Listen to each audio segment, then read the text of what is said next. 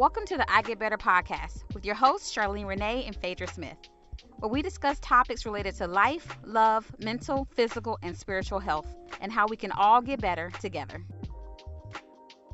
Welcome back to the I Get Better podcast with your host, Phaedra Smith, and I'm Charlene Renee. Today's topic of the day is I get better when I have boundaries. So we like to start by defining the word or phrase of the day, which is boundaries. Charlene, do you have that definition? Yes, I do. So the dictionary definition of the word boundaries is a line that marks the limits of an area, a dividing line. Okay. Yeah. So what's boundaries mean to you? We like to also give our personal definition and spin on the word also. Well, I had a friend of mine that worked a lot with children or adolescents, and she told me how she described it to them is she said a boundary is like an invisible barrier. If you think of like one of those movies where you have this invisible force field around you. So I like to imagine like me standing in the middle and I have this invisible force field around me. And so we have different types of boundaries. We have healthy boundaries, we have unhealthy boundaries. And so in the therapy world, we call them like porous, or we call them rigid. And then you have this in between that's like sort of a healthy sort of between rigid and porous. And I also think boundaries may look different depending on the type of person you're also dealing with or situation you're in, right? What would be your definition? I guess pretty much similar to the dictionary definition, but the word barrier comes to mind. So I think of a wall, so to speak, with the boundary. And sometimes a wall can be brick, or like a gate can be brick, but then you also have like chain link fences, right? So they're like a barrier, but you can see through them. So they're not as solid as a wall, but essentially I just look at it as like a barrier, something to keep something out, setting limits, basically would be my own personal definition of boundary. Right. And we know that comes up a lot in the therapy world, boundaries. I think everybody's probably familiar with it, but a lot of the time people aren't clear on how to effectively set boundaries. So I think this is a good topic for us to jump into because we have not done that yet. Right. No, I love this topic. I pretty much bring it up with most clients. I find it in the African American or Black community, everybody that I talk to, it's a very difficult thing to do. But I know especially in our community, it's almost like having boundaries signifies a lack of love. And so it makes it very difficult for Black women, especially that I talk to set boundaries because it goes against it's in opposition of what family in the Black community stands for. So as you start to get healthy in your family, it starts to feel like you start to feel this sense of shame, like I'm a bad person because I'm setting these limits and I'm saying no, and I'm not running myself ragged like mama and grandma used to, and all of these things. And so I know it's like that in most people's world, but I can only identify like personally with the Black culture and community because that's what I am. And we'll come back to that because actually that's kind of one of the barriers that I wanted to talk about as we get to that portion. But why is it important? So we always want to look at the why. So why do we need boundaries? Why is it important? So I had a couple of things I wanted to share really quickly, and then you can expound upon them also. So one of the reasons that boundaries are important is because they provide protection. Boundary can be used to protect yourself. When you think about an area that marks a limit, you have a boundary to protect you from harm. Boundaries, for one reason they're important, is to provide you with protection from whatever that may be. Another reason they're important are to maintain order. If you didn't have boundaries, things would become chaotic. It just provides you with some structure and some order in your life. We have boundaries for cities, states, all kinds of different things to provide some kind of structure and order. So, there's a county line, right? There's a state line that divides one state from another so that there can be some organization. And then the other reason it's important, or I wrote that it's important, is because it provides you with direction in your life. When you know your boundaries and you are clear on them and solid in them and can stand firm on them, you have some direction in how to move in life, because if something's violating a boundary, you shouldn't do it. Right. If something is feeding into a value of your life, then you can allow that through. But if it's in opposition to your values, then it will become a boundary violation. So it gives you some direction on what to do, what not to do, decision making, things like that. So that's just some few reasons why I think boundaries are important. Yeah, no, I agree with that. I have found that boundaries allow me to love more authentically, because now I'm not unknowingly building up resentment, possibly for not taking care of myself, because I'm putting other people's needs over my needs.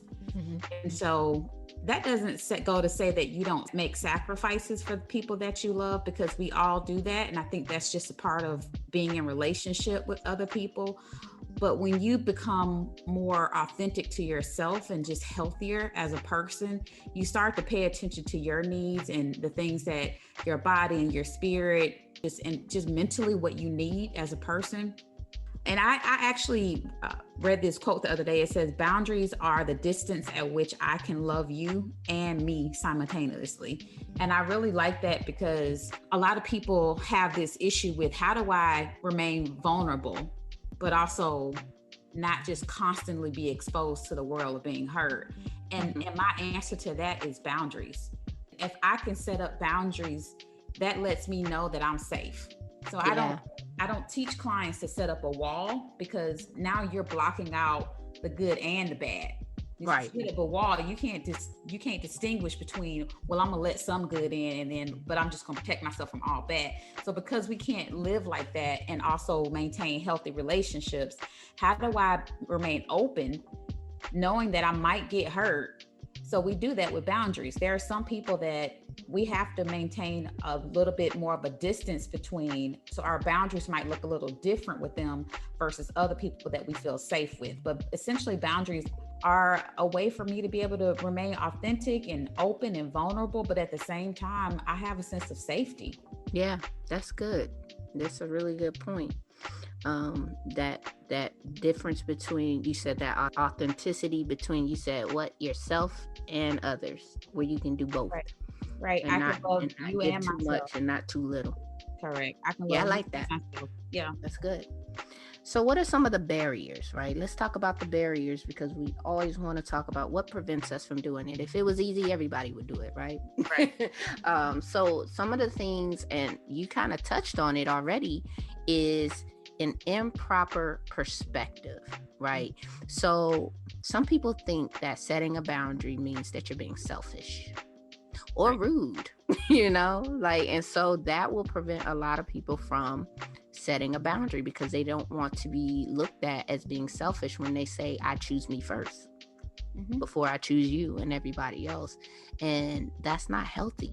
Right. Sometimes you do have to, I tell some clients, you do have to be a little selfish sometimes, because if you give so much, everything of yourself to other people, you won't have anything left for you. Right. I think we look at self-care as a selfish thing, honestly. But even if you are a believer, and you follow Christ, like that, Psalms 23, that's the perfect scripture to go by when we're talking about, is it really selfish or is it self-preservation? Like, is this a way for me to be able to take care of myself, body, mind, spirit, and also have something to give to you? If I don't refill myself up, if I just deplete myself, then I don't have anything to give to God, my children, my friendships, any of those things. So I have to build in a Sabbath day, really, so that I can recharge spiritually and mentally and physically.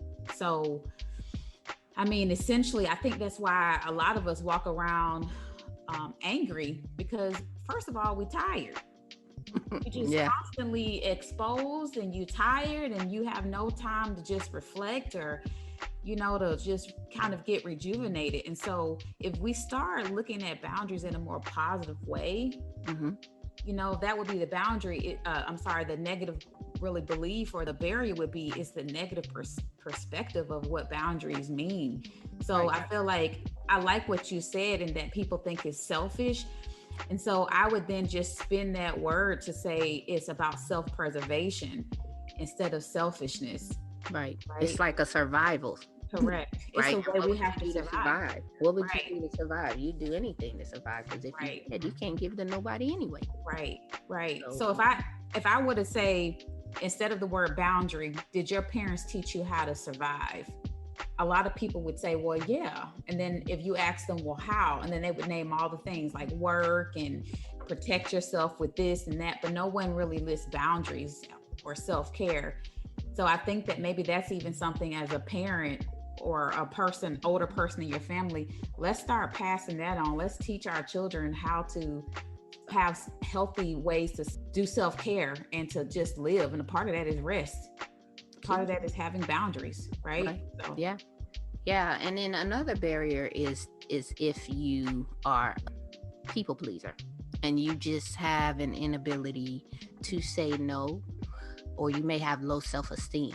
I find a lot of people with low self-esteem, low self-confidence have very, very great difficulty setting boundaries because they believe that they're not worthy enough to have their way or have their needs met or their wants and their desires. So when you have that type of personality or you're lacking in self-esteem, it becomes difficult for you to set a boundary and to keep people from overstepping and right, coming into your space and violating your inexistent or unspoken boundaries right, because you have them even when you don't say you do. right, right, But you being able to stand up and verbalize them, sometimes it takes building your self-esteem, building your self-confidence, and building your self-worth to the point where you can recognize that it's good for you. right, And what's good for you is good for other people, not just what's good for other people is right, good for them.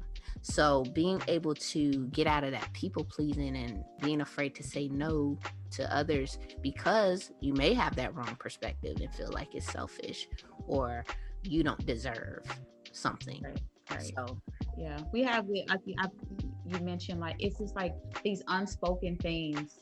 I think a lot of times in our culture, and a lot of cultures, really, especially minority cultures, there's this unspoken rule that you shouldn't really have boundaries. And so when you do have those boundaries, it can bring on shame. I'm a bad person. mm-hmm.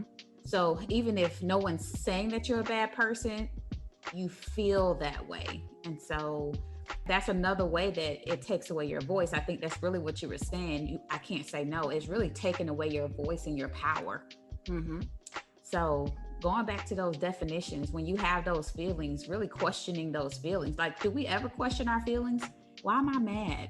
Why am I feeling this way? Why do I feel sad right now? And we go back to those thoughts. I believe that really helps us to start identifying what we're telling ourselves, some of those unspoken rules that we're living by, and then being able to say, well, this is not the rule I want to. I no longer want to live with this rule because it doesn't serve me anymore. And choosing how do I want to move forward. Right. So, And you set that rule for yourself. yeah, yeah, No one else can tell you what your own personal rules are. And that brings me to my final point on the barriers is if you don't have one of the biggest barriers, and this was taught to me by one of my supervisors, is that when you don't have a well-defined value system, your boundaries will be violated. And when your boundaries are violated, that leads to anxiety. right, Because you haven't established what your values are, and then you haven't determined how to fulfill them. And so you're just kind of floating through life and things are happening to you and you're not being intentional. So when you're able to, and this is could kind of be one of the ways to get better, is to be able to fully, clearly define what your values are, and then define the ways in which you will fulfill those values. And then when something comes up, you can measure it against, is this fulfilling my values? If it's not, then I need to put a boundary up. Right. And that's how you know where to start with setting boundaries. So when you just kind of float through life and things are happening and it's just rubbing you the wrong way, and you can't really put a finger on why, and why you're anxious and why you're kind of disturbed in your spirit, it's because you have a value need that's being violated by lack of clear boundaries. So let's talk about how to get better. How do people who have faced these barriers and these challenges get better at setting boundaries, identifying what a boundary is that's effective? Well, I wanted to say, number one, just as a piece of homework for people that are listening. So identifying, number one, that there are physical boundaries. These sort of include your personal space, your comfort with touch, your physical needs like needing rest, food, something to drink. So we have our physical boundaries. And so I think healthy physical boundaries might sound like, I'm really tired, I need to go sit down. Mm-hmm. No, I do not want you to touch me like that. Mm-hmm. You know what I'm saying? So then we have our emotional boundaries, right? And so that looks like respecting and honoring feelings and energy, recognizing how much emotional energy you're capable of taking on, right? Because we also need to know that there's a limit to how much we can do and not be completely drained. So that might sound like, I'm so sorry that you're having a tough time right now. Right now, I'm not in a place that I can take on this information. Do you think we can come back to this conversation later? Yeah. Or I really can't talk about that right now. It just isn't the right time. And so these are just sort of like very quick ways to do it. And an emotional boundary violation might look like dismissing and criticizing feelings, mm-hmm. asking people to justify their feelings, or assuming that we know how other people feel. We have time boundaries. So like, I'm giving you these things so we can kind of take stock and think about that. Your time is valuable, right? So setting time boundaries is incredibly important at work, home, and socially. Mm-hmm. Yeah. Understanding your priorities, setting aside enough time to do those things. So healthy time boundaries might sound like, I can't come to that event this weekend. I can come, but I can only stay for an hour. Right. Yeah. Do you have time to chat today? And then respecting those boundaries around what other people say also. So if you set boundaries for yourself, you also need to become a person that's okay with people setting boundaries for you, right? So we have sexual boundaries.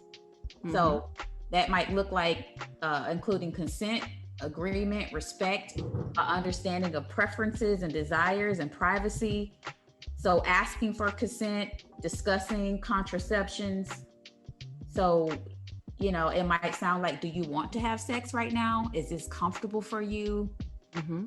Right? So, and we pretty much know what a sexual boundary violation would look like. That's pressuring, not asking for consent, unwanted touch, or things like that. Then you also have intellectual boundaries and material boundaries. Intellectual boundaries are just really like thoughts, ideas, curiosity, right? So mm-hmm. I know we disagree, but I won't let you belittle me like that.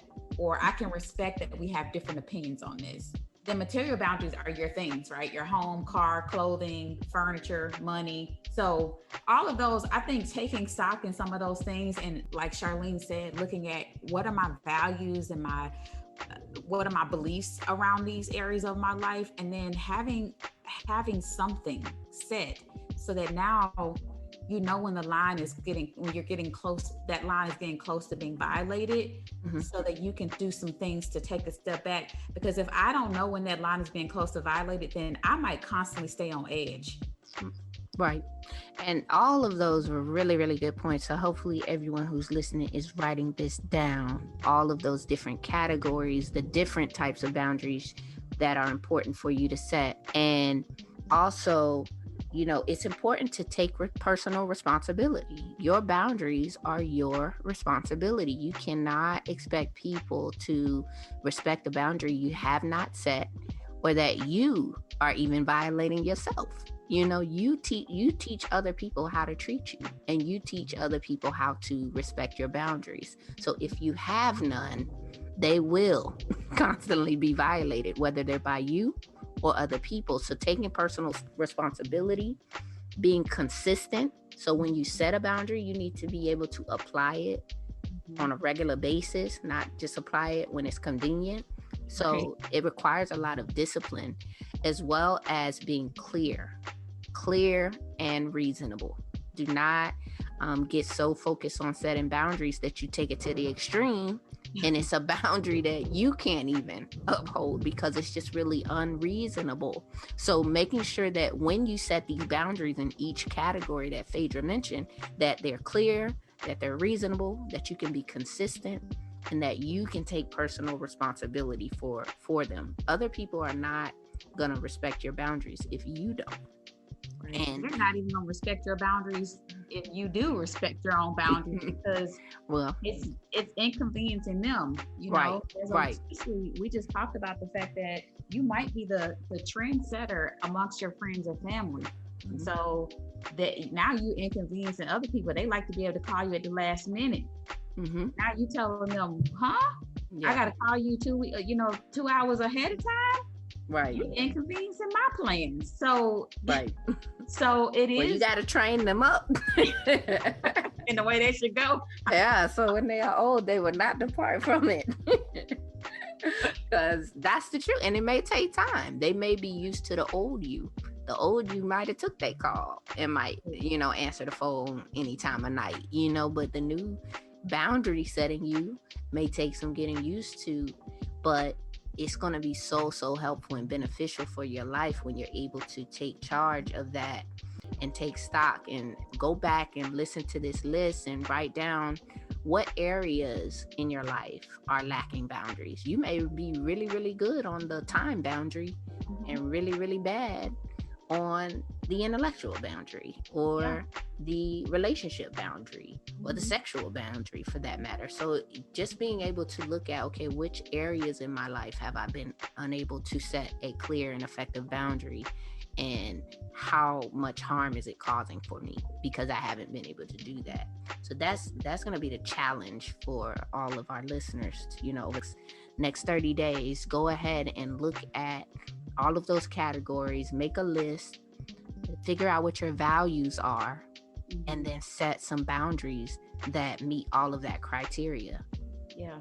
And boundaries, values are really just saying what is important to me. Right. What is my belief system, and that's kind of how I establish my values, by what's important to me.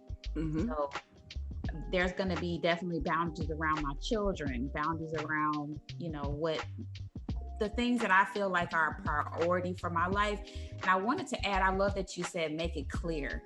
Clarity is really good for yourself and others. But also I've had to tell clients, they're really good at setting boundaries, but they're not good at having consequences. Mm. So if I'm walking around just making empty threats, right? Yeah. Your children at some point, even kids know she ain't gonna do nothing. Right. So now you just talking. Yep. Oh, you told somebody, hey, if you called me an hour ahead of time, I'm not gonna be able to do it, but somehow you find a way to do it. Right. So now this boundary is just words. Now you're still angry. Now you're thinking, what in the world? These boundaries don't work. Well, no, they don't, because there's no consequences. You're not upholding the boundaries. Yeah. So that goes back to that personal responsibility. Correct. And consistency, right? Yes. So if I said I'm not going to answer, that means I have to not answer the phone, and I have to not come if you did not give me enough notice. Right. Even though you may feel bad, it may be awkward, you may feel a little bit guilty, it'll go away. It'll go away. You get used to it. So practice makes perfect when it comes to boundaries. Yeah. Especially if you're a business owner. Yeah. I don't know about you, but I know for me, one of the hardest things about being a therapist and have your own practice is setting those boundaries and not bending, because now I'm trying to set healthy habits, not only for myself, but also for my client that may really have struggle with boundaries themselves. So so you need to model it. Correct. Right. Yes. So you have to be the modeling behavior so that they know, okay, you can't just call at the last minute. You can't just show up late. You can't just not call when you're supposed to be in your session and not show. No call, no show. Right. So, right. So I think all of those things are very important. Right. Yeah. So yeah, I think we have shared our heart on boundaries, and hopefully this is helpful. Hopefully you will take this to heart and you will be able to start practicing setting effective boundaries. As always, remember to like, share, comment, subscribe. We want to hear from you. We want to engage with you, and let us know how it's going. And if you struggle in that area, reach out to us, email us, instant message, all of those things. And we would love to hear from you and keep getting better at setting boundaries. I love that. So until next time, let's keep getting better so we can do better in order to be better.